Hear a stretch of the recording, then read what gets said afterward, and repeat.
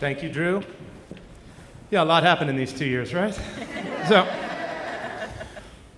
right before the 2 years that we're talking about, I was fortunate enough to go with my family on a vacation. Now, let me quickly say that when we go on family vacations, my wife and my 2 daughters, I'm kind of the person who likes to plan a lot of things while we're there, like, going to museums and going to restaurants and things like that. My kids and my wife are a little more freeform. So we went to Mexico City, and I was ecstatic because this is someplace I had always wanted to visit, and I had a lot of plans. Now, these plans might have been slightly different than the rest of my family, but they all had to come along. And so, you name it, we did it. We saw Frida Kahlo's house. We saw Diego Rivera's collection. We went to the Lakes District on little boats. We went to the pyramids north of the city and climbed them. Now, Pyramid of the Sun has the reputation. There are handrails. It's not that hard. Pyramid of the Moon is the tough one, believe me. It's straight up and straight down. With a 5-year-old, maybe I don't recommend it, but we did it, right? So it was about Thursday of the week that we were there, and I could feel that the troops were rebelling slightly. It was getting to be a little bit later in the day, and my wife and younger daughter were still in their pajamas, and they were lying in bed and watching Paw Patrol. And you get to a point when you're married where it's like, not everything needs to be a knockdown, drag-out fight, but I kind of kept hinting around and saying like, hey, remember I booked this food tour for today? This really fancy food tour? And, because I do a lot of writing about food and travel, like, we all need to get dressed and head out the door, like, right now. And my wife and younger daughter were not moving. So my older daughter, who was 8 at the time, I was a little surprised she wasn't into it, into laying in bed. She was kind of dressed. And the dynamic I have with my wife is she's a doctor, which translates to she's the smart one, and she's always right, and she pretty much tells me what to do. And I have to take it because she's a doctor, right? So, I said, let's all go on this tour. And she said, I think today we're gonna bag it, which my argument is always, it's paid for. We have to go. It doesn't matter what it is. It doesn't matter how bad it will be. If we paid, we have to go. So she's not moving. And so I know what she's thinking. She's thinking, he's going to give in. I'm the one who speaks 5 languages, including Spanish, which I don't speak. I'm the one who's traveled the world, and I'm the one who leads the charge in all these adventures. So if I don't move from this bed, he's not going on any food tour. So rarely in my life do I let pride get in the way of a good time. But I thought, you know what? I'm sick of this. And so I said to my 8-year-old Zoe, I said, do you want to go on the food tour? And she said, yeah, I do. I said, okay, you know what? We're going to go alone. My wife's like, okay, so you're going to head out into Mexico City, not necessarily knowing where you're going, with our 8-year-old and without me. And I said, yes, we are. And she said, oh, and by the way, I just looked at the schedule. You're an hour late for the food tour. It's supposed to be like a 3-hour tour. The thing's already an hour in session. I said, you know what? It doesn't matter. We're going. So my daughter Zoe and I go down to the front of the hotel. We get in a cab. She's like, where are we going, Daddy? I'm like, I'm not sure. I had called, and there was something through the app, and I was tapping in, and I was trying to say to the driver, like, Avenida Uno y Nueva, and I speak a tiny bit of Portuguese. My wife is Brazilian. He's like, I like your Portuguese, sir, but I have no idea where we're going. So we're driving around. Finally, I swallow my pride. I call my wife. I said, okay, can you talk to the driver for a second? She said, okay. So I hand the driver my cell phone. He starts laughing, and I'm like, oh, that's always a bad sign. So we're on the highway at this point. We zoom off the highway. We're going down all these small streets. We go down these cobblestones.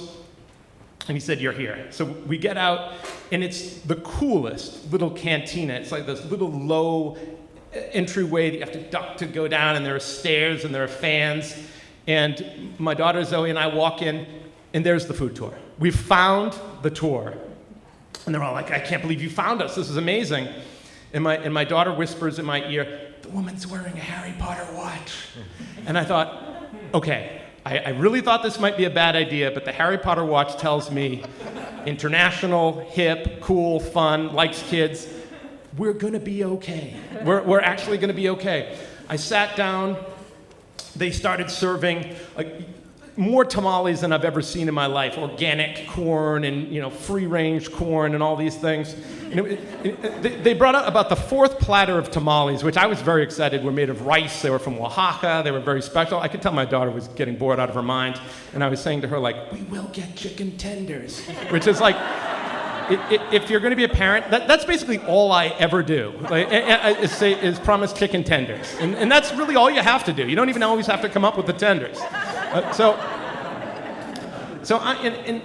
And I'm sitting there, I'm drinking this like really cool fresh fruit juice, like tamarind and pomegranate, because this place is a mezcal bar, but I don't drink anymore. I used to love to drink, and I went to one too many parties where I woke up, in someone else's clothes, in a dumpster, and I said, like, I can't do this anymore. So I'm sitting there drinking all these fruit juices, and the people around us are drinking and having a good time.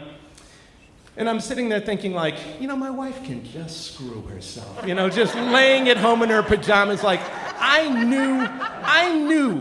knew how to be the good parent. I forged my way out into the middle of Mexico City with a kid, and I'm doing it. And right at that moment, I hear my daughter at the other end of the table say, "Oh, that's strong."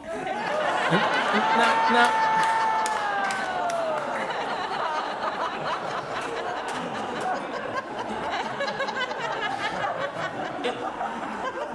it's a phrase we've all heard before in our life, but only in a frat house, right? I mean, there is no other time when "oh, that's strong" is used, and it's a good expression. You're at a frat house, you drink some punch, and you're like, "Dude, that's strong, that's going to kill." All right? And I said, "What's going on down there?" And there's like a lot of laughing and everything, and I hear my daughter say, "It was just a sip. It was just a sip." I said, come right here, right now. You're not getting those chicken tenders. Come and sit next to me. Eat some of this rice tamale quickly. And she comes over and she's giggling, and I'm like, oh my God, she's drunk. And my kid is like chugging mezcal. I'm like, this is a disaster. This is exactly why my wife didn't want me to come. So I was like trying to think back. I'm like in college, like, what do you do when this kid who weighs like 70 pounds is like drunk out of her mind? I'm like, bring her a hot chocolate. This place was famous for their hot chocolates. They're made of like, they own the cows and the cream and the cocoa beans or whatever. So they bring this thing out to her, and she's, it's a bunch of cinnamon and stuff, and I can tell she's a little bit skeptical, and then she's just like, this is good, and like bangs the cup down on the table. I'm like, this is a nightmare. So, a minute or two goes by, and I think, okay, she's not too drunk. I can play this off somehow. And she's like, Dad, I don't feel good. And I'm like, that's always the follow-up to, oh, that's strong, is I don't feel good, right? So I jump up to bring her to the bathroom, and the woman, the Harry Potter watch-wearing woman, who I thought was cool, who was giving my daughter mezcal, is like, this is Mexico, it's not going to fly, you going in the women's room. I'll bring her in there. And I'm like, okay, fine. This woman's nice and everything. This place is very small, so it's maybe 8 feet away. They go into the bathroom. I hear the door close. I hear my daughter starting to get a little bit sick. There's like a little bit of like moaning and stuff. Then she's screaming. And then the woman is screaming, and I'm sitting there. I'm like, at what point do I jump up? Am I supposed to be like, here comes Dad? And then like a guy is like talking a lot quickly, and then another guy is talking. And so I get up and I come around the table, and I'm walking toward the bathroom, and I'm like, in the back of my mind, I'm thinking, that's weird. I don't remember there being water on the floor before, like kind of deepish water. This is kind of strange. I'm like, Zoe, are you okay? You okay? And the woman comes bursting out of the bathroom, and she's like, your daughter is terrible. And I'm like thinking, you're the one who just gave her the mezcal. So somehow, in the midst of getting sick, my daughter kicked her leg out, kicked the sink, kicked it off the wall, broke the pipe, and there is water rushing into the cantina, like pouring in, and like other customers are like, agua, agua, agua, agua. And it's like, there is like water everywhere. And I'm thinking, I expected my daughter at some point in my life to drink too much and destroy a place. I thought I had a decade. I thought I had 12 years. I can't believe this is happening. So the guy comes over to me and is like, okay, she has broken the pipe. We're going to get a plumber in here. I'm going to need at least $1,200. And I'm thinking, well, $1,200, $2,000 is what I would pay a plumber at home. But that's not too bad. And then I realized he meant pesos, which is like $60. I'm like, Quickly, I whip out my Amex. I'm like, I know how to solve this problem. American dad here. I'm like, here, take 1,500 pesos. They take the credit card, they stop the water with a wrench.